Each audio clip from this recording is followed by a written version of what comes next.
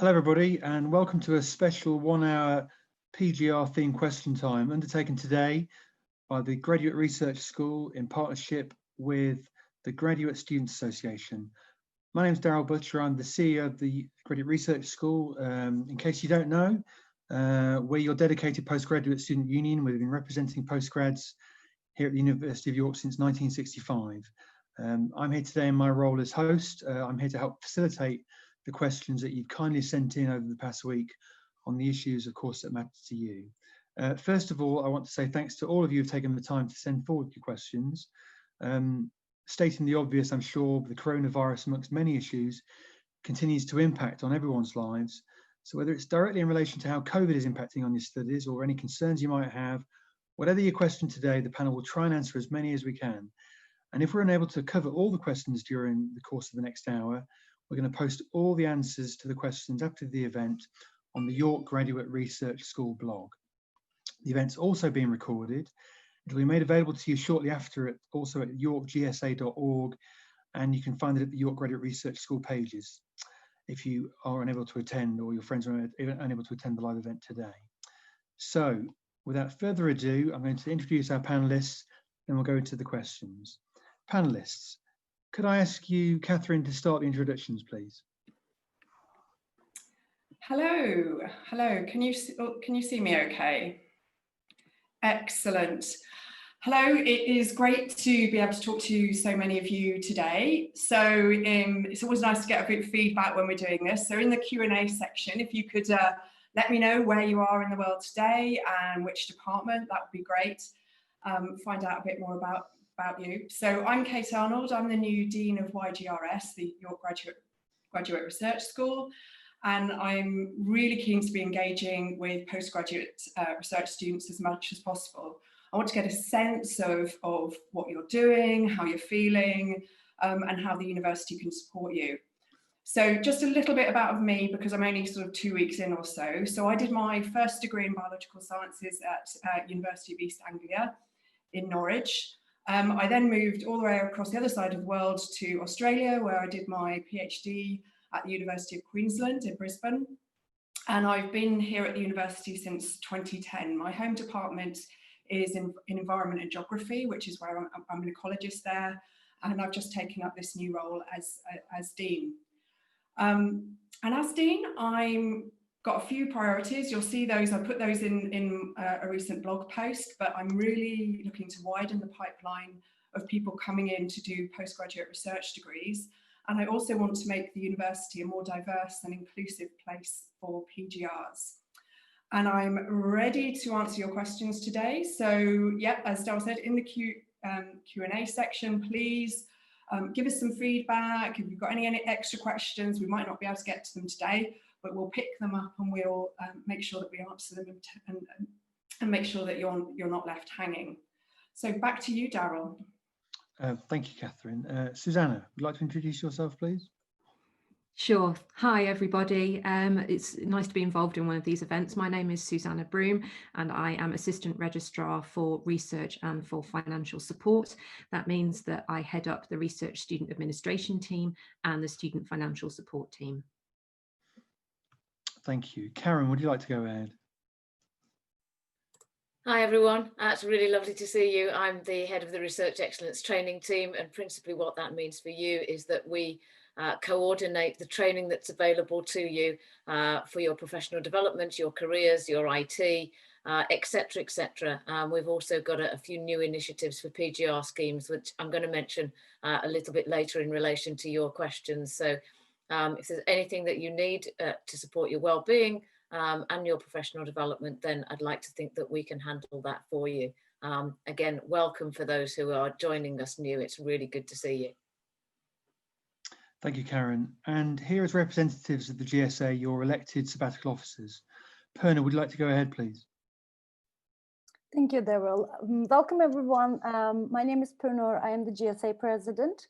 So what I do on a daily basis is joining senior level committee meetings and representing postgraduate students' views.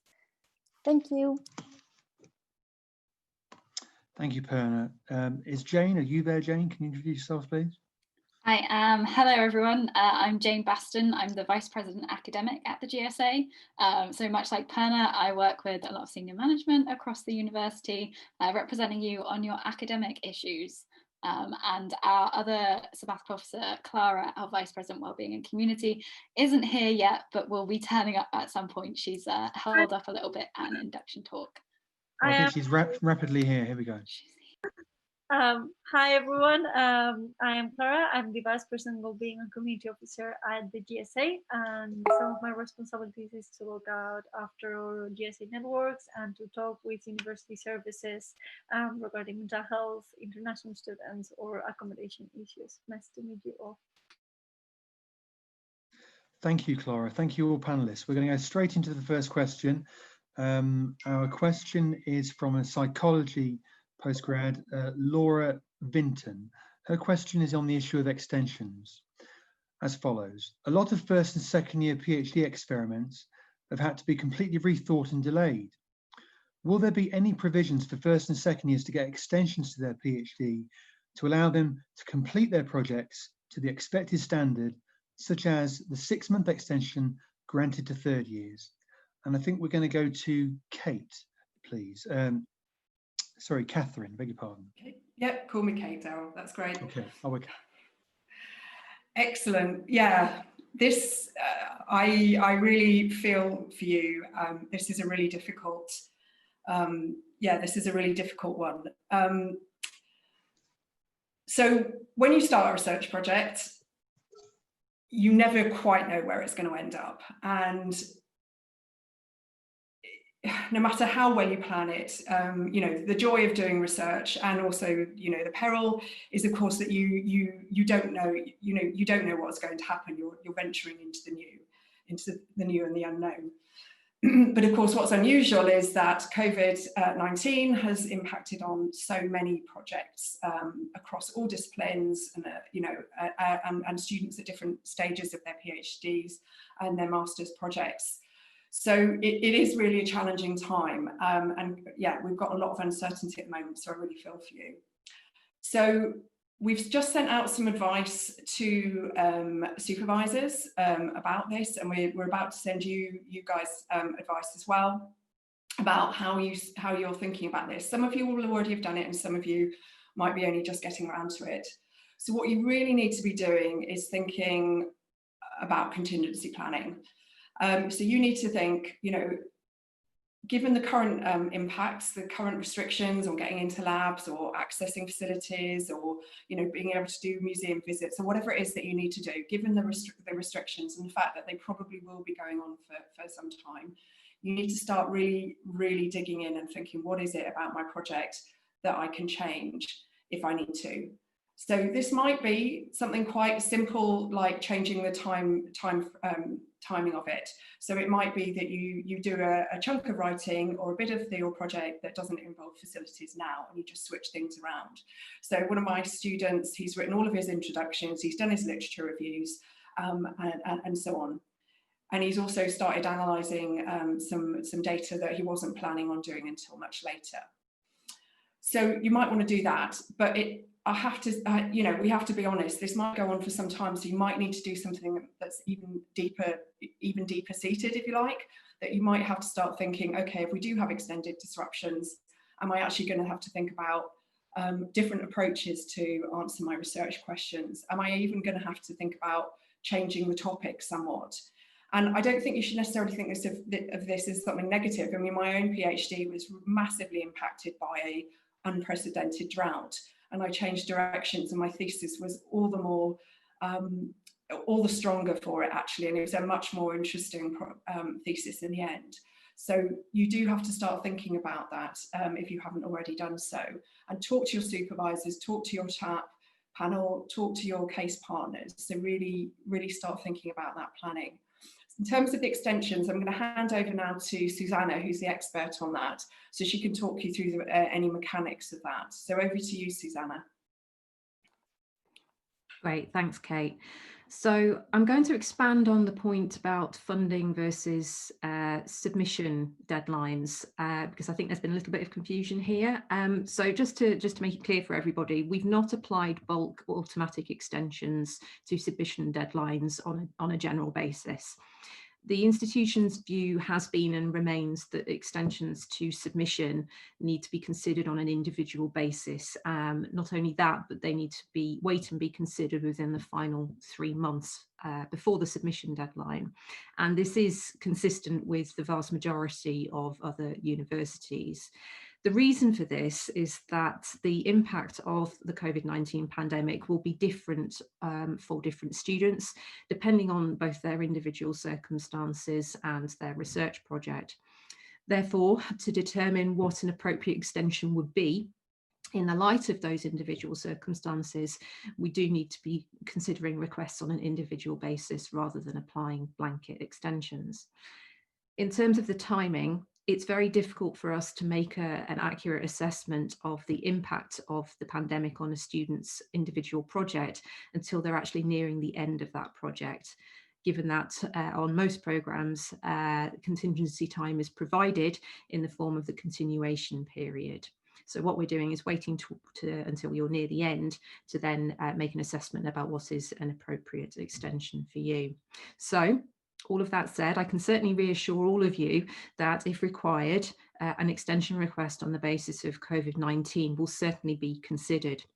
What I cannot do, unfortunately, is to get any guarantees about whether they'll be accepted. Therefore, in the meantime, if you're not yet within your final 3 months, I would recommend that you do as Kate suggested and work with your supervisor to mitigate the impact on your project as far as possible. Also, if that proves challenging or difficult, then do please make sure that you keep a record of the impact the pandemic is having on your academic progress. And the best place to do that is within your supervision and TAP meeting records within SkillsForge. Just picking up on the funding side of things, where students are in receipt of funding managed by the university, there have been a range of funding extensions applied to students. Apart from a very small number of exceptions, these have not led to an extension to the submission deadline. And this is because the two dates do not generally align. And while the university may permit longer for a student to complete their PhD, many funders actually require you to complete it within your funded period. Therefore, we want to consider the two issues as separate. The small number of exceptions are those programs where the funding end date and the submission deadline are already aligned. And in those very small number of cases, we have applied an extension at the same time because a funding extension is the same as a deadline extension. I hope that covers your query. Thank you, Susanna. Thank you, Kate. From a graduate student union perspective, Purn, do you have anything to add to that further? Yeah, I will mainly echo what Kate and Susanna has already said. We know that postgraduate research study is difficult as it is without a pandemic. And it's so unfortunate that many PhD students at various stages of their research have been impacted drastically by disruptions of COVID. However, I can assure you that GSA sabbaticals have been working closely with the university to simplify the extension process for final year students and waive the continuation fee for an extended period. We are doing anything we can to minimize the impact of COVID on your studies. In terms of the extension process, I will echo what Susanna already said. It only happens if you're in the last 3 months of your submission deadline.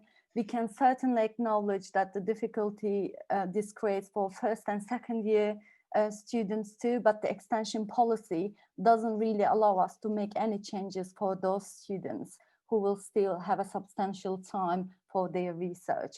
So if you are earlier in your PhD journey, make sure that you disclose the difficulties you're experiencing with your supervisor, get help from GSA, talk to an advisor, and that would certainly help when you go for an extension process later on. Thank you. Thank you, Purna. And Laura, I hope you're watching and that answers your question sufficiently. And of course, if you need any more information as and when, we're all here to support. Moving to our next question. This is from a student from electronic engineering. The question is, do you recognise the help that a commitment never to lock down our labs again would provide? We're going to go to Kate to answer this, please. Simply put, no, I don't recognise that. And of course, nobody at this stage of the pandemic would commit to life carrying on as normal. So I can't commit to never closing the labs again. That isn't going to happen. What I can say is that the university has got very robust plans in place for both teaching and research. And this is based on the best scientific evidence, but particularly the government and particularly Department for Education guidance. So you need to look at the university webpage, and on there's a COVID page, and it will give you all the updates that you need in terms of the planning. So there's a system of tiers that we will go through, and that will define whether or not labs are open, and if they're open, what capacity they're at, and so on. So keep yourself informed, basically. Keep an eye on the news channels, keep an eye on the university website, and you will get the information you need to be able to do the planning. But I would go back to my original point for the last question is, do contingency planning. It is, you know, we need to be realistic about where we are and the fact that, you know, it is likely that there are going to be further disruptions. So try and put plans in place that you can mitigate it. And as Purnur and Susanna said, record it on SkillsForge so that there is a record of the disruptions and any changes that you've had to make to your studies, to your research programme. I'm going to hand over to Jane because I know she wanted to make some comments as well. Yes, thank you, Kate. Yeah, I think the main thing to reiterate is this is something that we can't necessarily commit to because we don't obviously know what's going to happen. As Kate's just outlined, the university is planning for potential changes. But the really key thing is that in all of the committees where all of these decisions are being made, there is normally GSA representatives there. Kate is also at a lot of the meetings as well. And we are trying to make sure that PGR students are prioritised, particularly in things like access to spaces. I know that for a lot of you, access to study spaces, the library, the HRC, places like that has been a really big concern. So we're working very closely with the library and with other space management to make sure that you can still get access to the different study areas. So that was just what I wanted to add. Thank you, Kate. Thank you, Jane. Moving on to the next question. This is a question from a student from the management school. This is around the issue of access and, of course, finances. The question is as follows. For the meeting, I would like to ask specifically, where does our money go? Despite we have paid the full without reduction instalments during the pandemic, we were unable to use our offices or dedicated 24/7 library spaces. And this student has had some frustration from not getting an answer from the university on what we're going to provide as a place for study. So if I could go to Susanna on this one, please. Yeah, sure. And I can completely appreciate that the restrictions that the pandemic has resulted in, and which mean that you've not been able to access your study facilities, that has been very difficult for people. However, what I would say is that your tuition fees go towards funding a very large range of facilities and services to support your time at the university. Staff time, not your supervisors, all your departmental staff, and of course all the professional service staff who work for the Central University as well, and IT facilities, including the facilities you use to be able to do your research remotely. Also, of course, maintaining the campus, hopefully, for our return. So while the pandemic has limited your access to study facilities, it hasn't negated many of the other costs which are associated with supporting your studies. it would take quite a long time to give a full breakdown of how the university's income, both from fees and from other areas, is spent. What I can suggest is that there is a breakdown available on the university's spending. The latest report is on the 2018 and 19 year, and another one will follow. And you can access that on the university web pages if you search for the annual report. Thanks, Susanna. There's a second part to the question from the student from the management school, and this is, how does the university expect PhD students to finish their research on time? Is there any plan to guarantee extensions for us? The university lifted the progression panel for first and second year students, but how about the extension for third and fourth year students?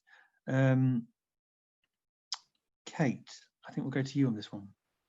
Hi, yes, it is going to be challenging, yeah, I don't underestimate that it is going to be a challenge for some people.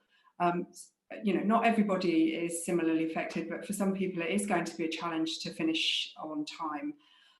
So what I would say again is, yeah, just keep a record of how you're impacted and do that contingency planning. There isn't going to be a guarantee of extensions at this stage because not everybody will need it. Because you know, everybody will be affected differently. So be proactive, you know, manage this situation yourself, talk to your supervisor, talk to your TAP panel, get those plans in place and think creatively. And I don't want to sound too Pollyanna or patronizing in any way, but you know, there will be a stage in your life where you'll be in an interview and you'll be asked, you know, give an example of when you've had to deal with uncertainty or, you know, make major changes that, you know, that have really impacted you, you know, and you're going to have some really great examples here. And so, yeah, I'm definitely a half glass full sort of person. So think about this and try and draw some of the positives from this, and you will be well supported. Your supervisors, your departments should be there to help you. So be proactive and ask for the support that you need. Thank you, Kate. There is one last part of the question from the management school student, and this is about mutual understanding and getting to know each other and what is best. The point raises specifically, I would like to raise the concern that in every email that we receive from the university, they ask us to understand them during this challenging time. But why does the university not understand the PhD students? Focusing on research is extremely hard now, especially for international students that were unable to visit their families for a long period now. Karen, I think you'd like to address this concern. Thanks, Darryl. Yeah, I think what I really want to implore you to do is to take advantage of the initiatives that we've put in place. And I completely understand, not firsthand, but how difficult it is. We're all working at home, as you can see from the wallpaper, you know, and we've all missed seeing friends. And as an international student, not being able to get home and see family, I can only imagine is a deep concern. And recognizing that, we've done our best to try and put ourselves in your shoes. And so what we've done is enable a buddy system. Now, I'm not for a minute suggesting that this replaces your friends and family, not at all. But I hope what it will do for those of you who are new to the university is put you in touch with someone who understands what it's like to start a research degree, perhaps has had the benefit of being on campus and being in the city, and is able to provide and extend, you know, a hand of welcome and someone who you can touch base with on a regular basis. So we've recruited an amount of existing PGR students. We've trained them. We've spoken to them at length about what's expected of them and what is not expected of them. So they are there to welcome, to support, to signpost you to resources, and, you know, perhaps help you to understand the institution a little bit better as a new student.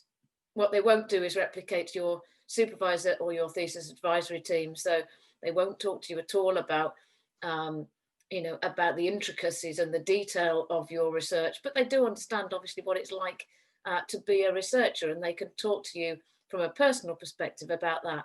So if you are a first year new student and you want to take advantage of the buddy scheme, then and I've put the link in the chat now for you. The other thing that I can recommend to all students, not just those of you who are new, is the Thrive and Survive Your PhD series. Now, this is peer-to-peer. So these are existing students, many of them are third years or people in their fourth year. So they're experienced students, and they come together with their friends and colleagues as a panel. Quite often they include some early postdocs as well. And they run a number of sessions on different aspects. So starting your PhD is the one that they began. And then there's a how to survive and thrive in your field work. As an international student is another particular topic there. So that would be really pertinent for you in terms of, you know, making that connection really that we recognize that you're missing. So they're just two examples of the things that I think might help you in these peculiar times. Obviously, you've got all of the other resources available to you online as well, through the community blog and the YGRS newsletter that comes out every month. I think what I'm trying to say to you is that there's a human side. You know, it's not just web pages, it's not just a resource. You've got all of the SABs, the sabbatical officers in the GSA, you've got us in the RET team, and you've got the buddies and the community that are out there through Thrive and Survive. So you don't have to be on your own. And this series of Ask Me Anything is an opportunity for you to flag up to us where there are issues and where we can be serving you better.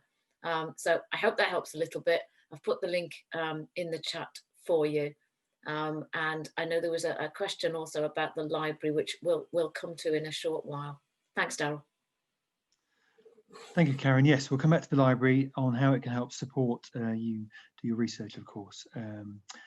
But just to flag that. And also, yes, this will be an ongoing series of question and answer sessions that we'll be doing every few weeks, and we'll give you more details towards the end of this session today. The next question is from student Autumnoria Zheng Hong, who is an environment and geography student. This is a small but very important detail, it's felt, about email addresses. So I'm a PGR and I would like to have a decent email address. My current allocated email address is 2 letters with 3 numbers, such as 123, followed by york.ac.uk. It makes me feel like I'm a number rather than a human being. How can you help me with this? Panel, who would like to answer this? Karen.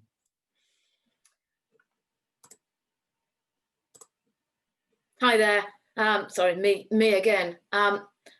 I'll say this in a personal capacity as well as my role at the university. When I joined the university some years ago, I'm Karen Clegg, and mine is you know, numbers and letters as well. But I'm lucky because I'm a member of staff, and so I also have a Karen.Clegg email. So from a personal point of view, I do get where you're coming from. I do understand the issue, and what I can say is that I suspect there are very good reasons from a technical point of view as to why we differentiate between student and staff emails.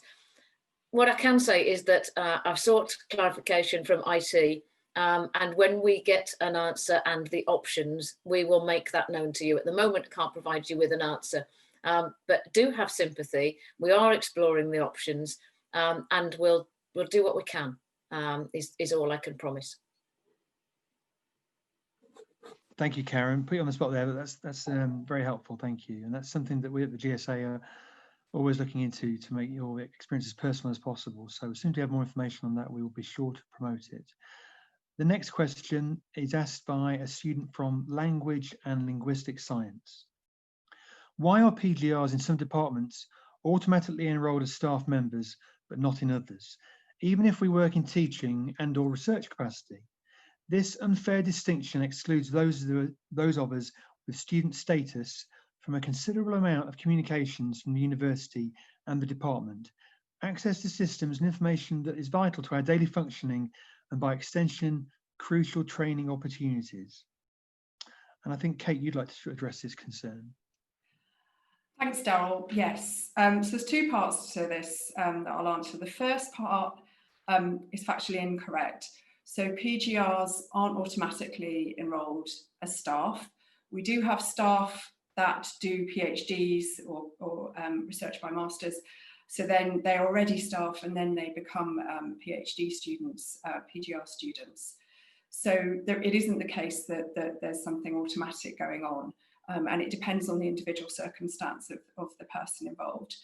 So that bit's wrong, but what I do agree with is that in some cases in the past, PhD students, so PGR students and GTAs in particular haven't been receiving the information that they've needed, that perhaps they should have done because it was in staff emails, and that's been addressed. So this has been really clear during the pandemic that PGR students needed certain information that previously was only going to staff. So that has been picked up. And so YGRS have asked that departments send staff emails where appropriate, because otherwise your inbox would be full of very, very dull emails, believe me. But where appropriate, particularly where it's to do with health and safety and COVID, or anything to do with teaching that's needed by GTAs, that those emails are sent on to PGRs. And as I said, we've got a particular set of information that's going out to GCA, so graduate teaching assistants.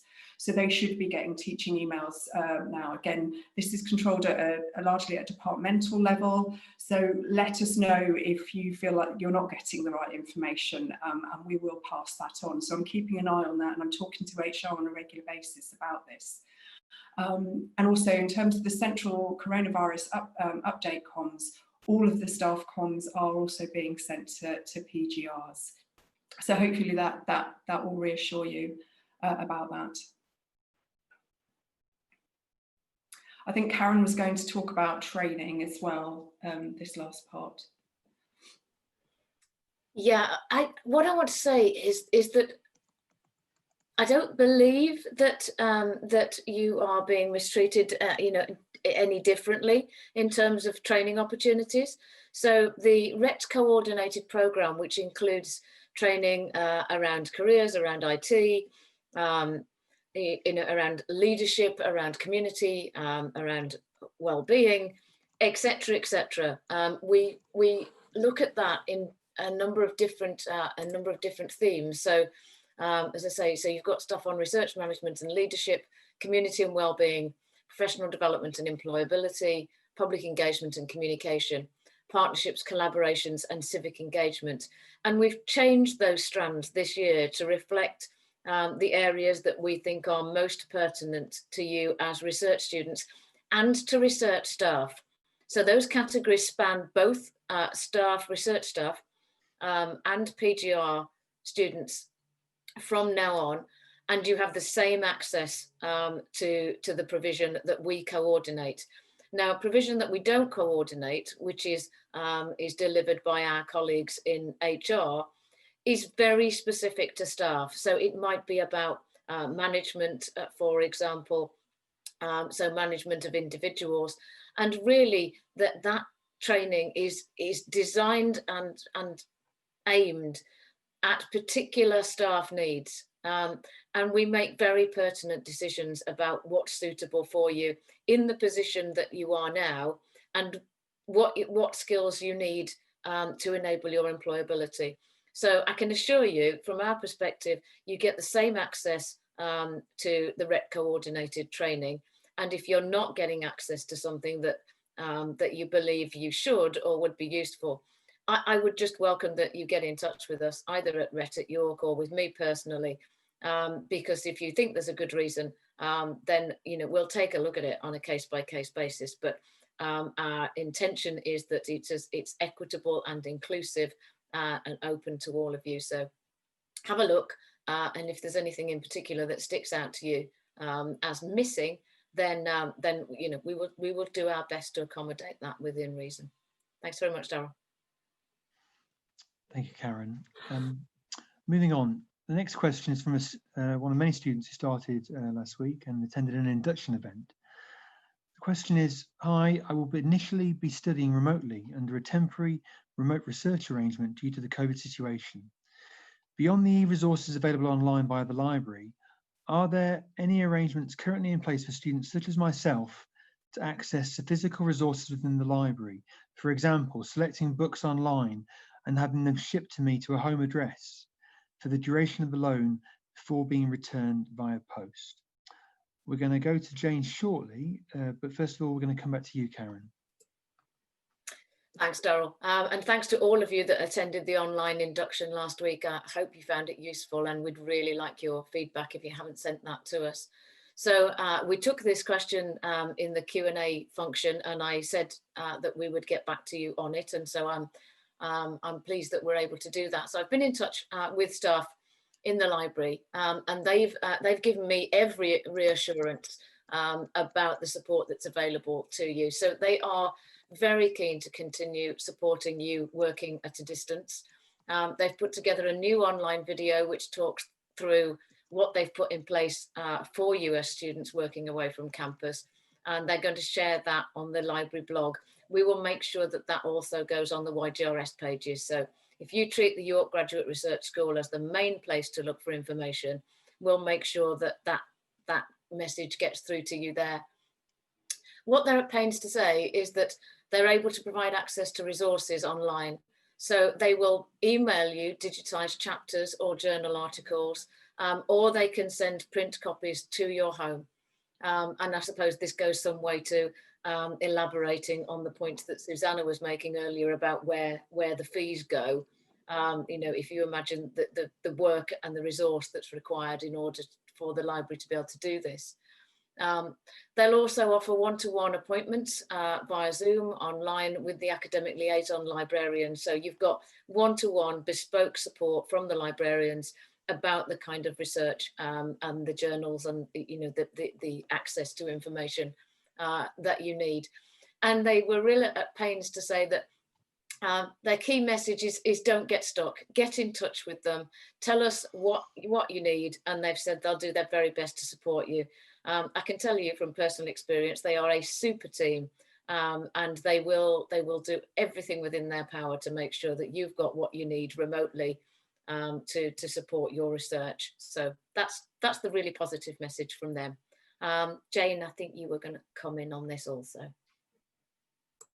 Yes, so I don't want to repeat too much of what Karen said because she's covered pretty much everything, but the library is really keen to make sure that if you're not able to get to York and you're working remotely, that you can still get access to all of their resources. So the really key point is get in touch with them. If you can't get access to things, contact your academic liaison librarian. And they will either get you digital access or they will send you things as well. Don't worry about returning things because they will cover the fees of that, whether you're an international student outside of the UK or currently inside of the UK. So please do get in touch with them. Also, if there's something that they're not providing that you think that they should be providing, do get in contact with me or anyone else on the panel, and we will try and fix that for you. But there's lots of support available from the library. They're doing a brilliant job. Thank you, Jane. We're going to go to a live question shortly, so if you have any questions, we are live, so please feel free to submit them now. Before we do that, we have one more question to read out. This is from a student in English and related literature. I'm an international student from India. I'm enrolled for a PhD with the English department. Currently, though, I do not have any funding opportunities and I'm relying on self-funding. I would like to know if there are any university funding opportunities for the English department and if there are ways PhD students could look for other funding opportunities. And Susanna, can you provide any guidance on this, please? Yeah, thanks, Darryl. So the difficulty is that actually many funders won't fund students who've already commenced their funders. So I just have to be kind of manage your expectations up front about that. However, given the subject area that you're studying, the White Rose College for Arts and Humanities, or ROCA, which is funded by the Arts and Humanities Research Council, do actually consider students who are entering their second year of study. So I would recommend that you do check that scheme when it goes live for its funding rounds for 2021-22, which is probably going to be in November. So keep an eye out for that. Beyond that, do make sure that you've had a look at the university website, and I would suggest it's also worth speaking with the English department directly, as they may be aware of particular pots of money, or, you know, legacies and charities and so forth, who may have very specific criteria that you may fulfil. The other thought is, you mentioned that you are from a particular country, and you could check whether the government for your home country provides a scheme which you would be eligible for. Many governments do.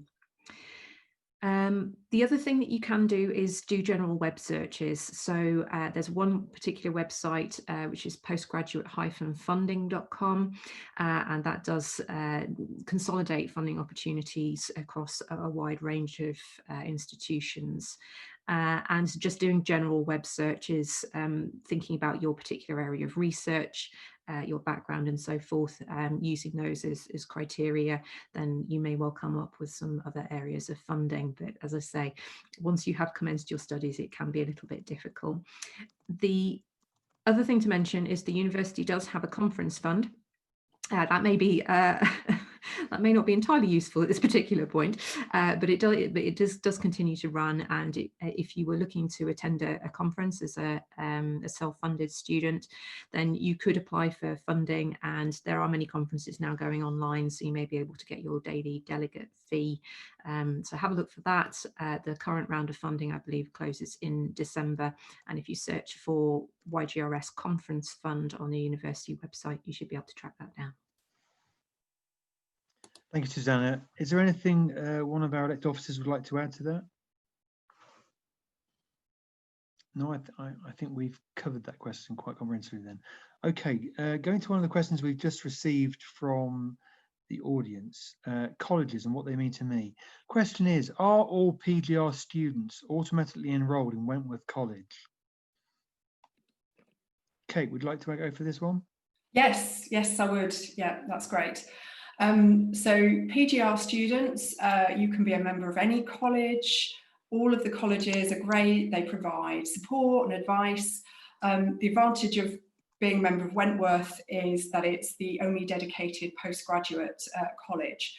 So all of the events are focused on postgraduate needs, and they're open to all postgraduate researchers. So yeah, and they're much more tailored, you know, to what you need, as opposed to undergraduates who might have very different priorities and social lives perhaps than you do. So that's the answer to that one. Okay. Thank you, Kate. And then we've just had another question from the audience. The question is, when do we get assigned a buddy?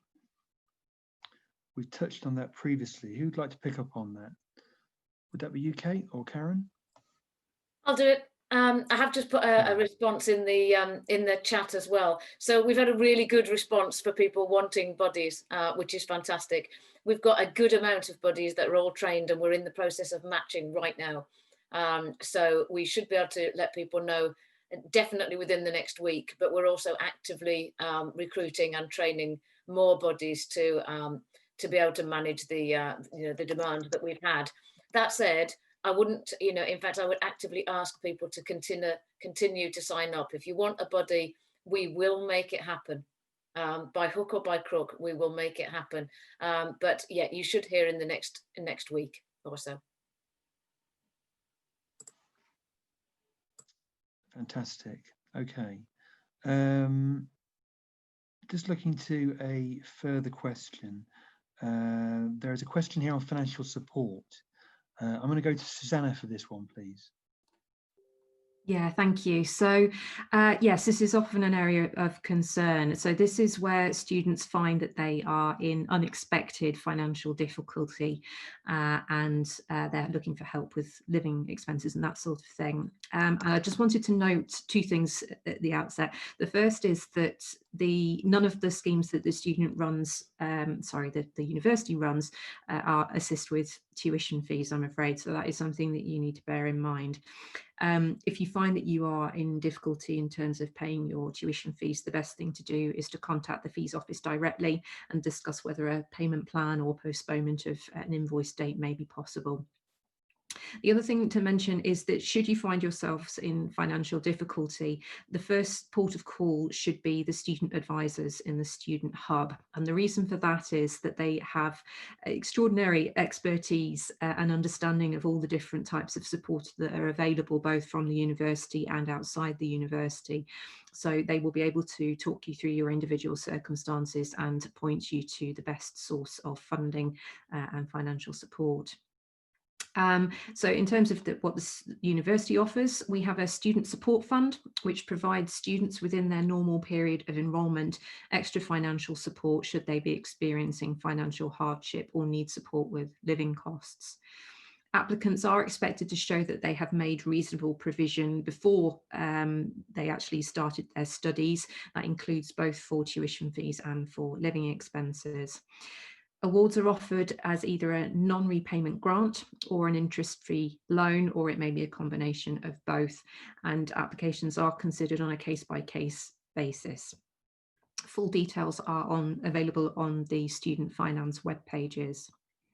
The other avenue of support where you may find yourselves in unexpected financial difficulty are an emergency loan. So this is a short-term loan designed to assist you to support you during a short-term funding issue. So it may be used to pay for food, utility bills, travel to a site, including fieldwork and so forth. We will typically give a loan for 1 week's living costs, which is based on the national standards for expenditure set by NASMA.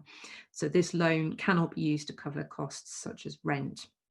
Again, full details on the student finance web pages. And then finally, a scheme which is actually coming to an end fairly soon on the 7th of October. We are running IT equipment bursaries. It's a means tested grant of up to £500 should you need IT equipment to assist you with studying and researching remotely. And as I say, the deadline is the 7th of October. So if you need that assistance, it's a good idea to move soon.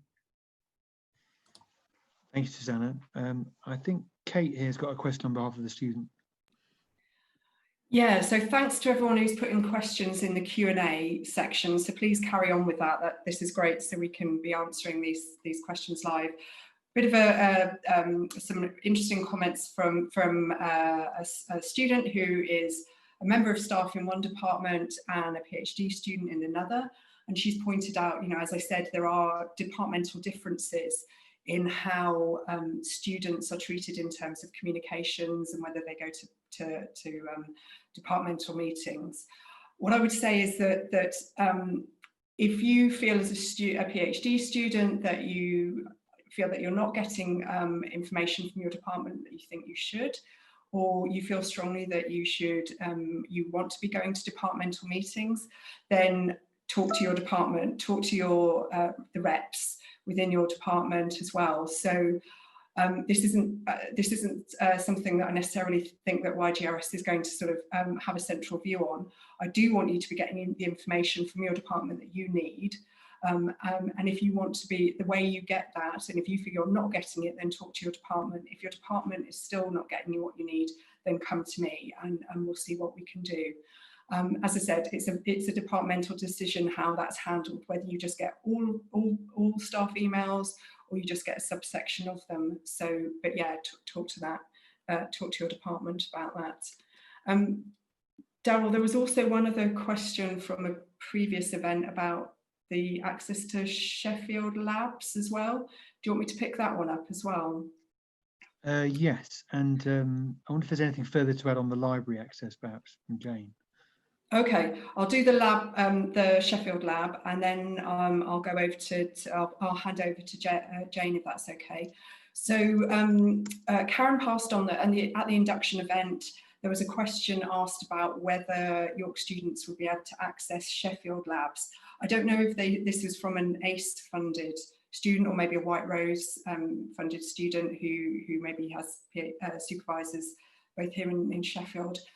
I also have a student who was meant to be working in Sheffield labs. At the moment, as far as aware, this is in the last few days, they're not letting any outside people going into the labs in Sheffield because they're on such restricted access. It's the same as it is here. There's a restriction on the number of people in labs, and they're keeping those spots in labs for their own people and their own students. That might change, so I advise you, through your supervisor, keep in touch with your contacts in the Sheffield lab, whether you're working at NBAF, and if you're an ecologist or a molecular person, you'll know what that means. Keep in touch with that person and then just see if the advice is changing. So it's a fast moving situation. Just keep informed, be proactive about that. So shall I hand over to Jane now? Yes, thank you. Yes, thank you, Darryl. Yes, so one of the questions a little earlier mentioned study space. So I just wanted to highlight to you all that the library is open again, as I'm sure you're all aware. So the library is currently open for study spaces, so you can book study space in there. It's currently open from 8 in the morning to midnight, which is 16 hours if I've got my maths right. So you can book spaces in there. You can book spaces from 2 hours up to the whole day. And you can also just go in to wander around, browse the stacks as well. There are also other study spaces across the campus that are open. So you can go to the Humanities Research Centre in the Berwick School that has dedicated space for postgraduate students, and REX, which is the Research Centre for Social Science as well, also has dedicated spaces for postgraduate students to study in. So there are spaces on campus where you can go along to study to now. You can also get access to your office spaces, but you do need to get in touch with your department about that. So that's kind of the library. Just to pick up as well on what Kate was saying about student reps. So we support the course reps. So we currently have elections that are going on. I'm sorry if everyone's heard me talk about this before, but if you want to be a course rep, a PGR rep, then please do get involved in our elections. You can find out more about that on our website. So you can go along, represent your fellow students to your department, and make sure that they are implementing the changes. And I work very closely with them as well. So if you have any questions on that, please do come along and ask me. We do also have elections open for our part-time officers as well. So you can have a look at all of the 21 roles that we have open, but all of that information is available on our website. So please do get involved with that.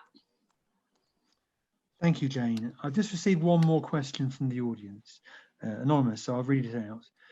It says, some PGR training courses, such as Research Integrity and Ethics, are not available on either VLE or SkillsForge at the moment.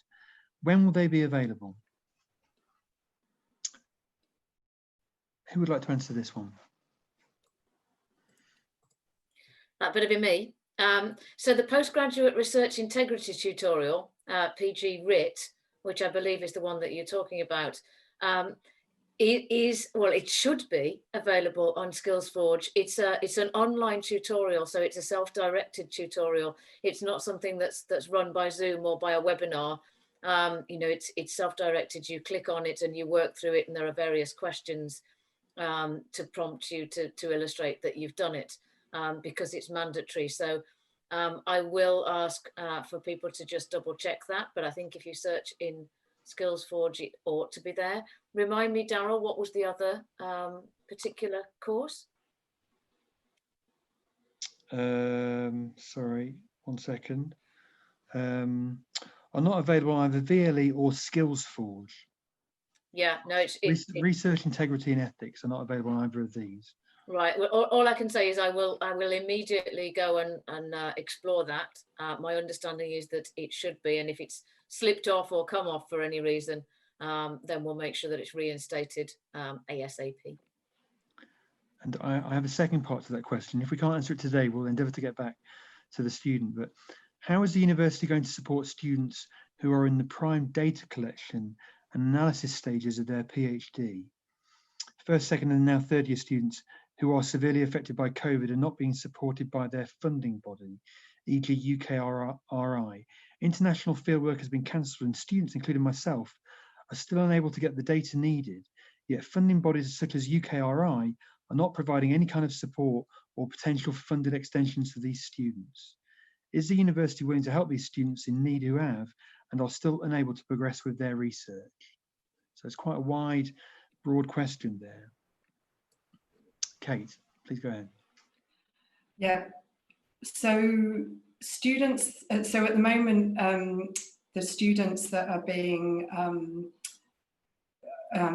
supported, you're right, the ones that are at the end of their PhD, and UKRI is focusing on them at the moment. And they're still sorting that out. So, and obviously that's fairly urgent because these are people that need to submit very soon. So that's being dealt with. What we don't know is what next, as you said, is for what's going to happen for students that are earlier on in their PhDs. All I can say is at the moment we don't know, and we will let you know as soon as we know. There's various discussions going on in the background, but so we are aware of that, and we will get back to you as soon as any decision has been made. So all I can say is watch this space. So I would go back to what we've said before, which is record in SkillsForge the issues that you're having and talk to your supervisor, your TAP, your case partners about contingency planning. So think about what could you do differently. And I know this is difficult and I know this is emotional because you've designed this perfect PhD and you've got a really clear idea of what you want to do. But we kind of are at the stage where we all need to be flexible. So think about if there are other things that you can do at this stage that will move you forward. So talk to your supervisor about that.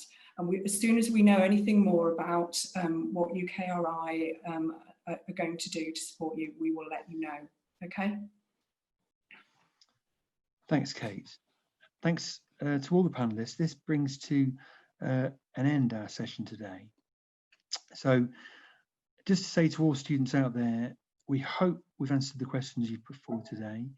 If you feel that there's more to be asked, more to be said, then please by all means get in touch with the Graduate Research School and the GSA as well. We're here to support you and we can lobby on your behalf in what is fairly a challenging environment for all of us right now. The next question and answer session will be in November at a date to be confirmed in the very near future. And as I said at the start, these will be taking place every 4 to 6 weeks. We hope this has been valuable to you and we look forward to speaking and seeing you soon. Thank you.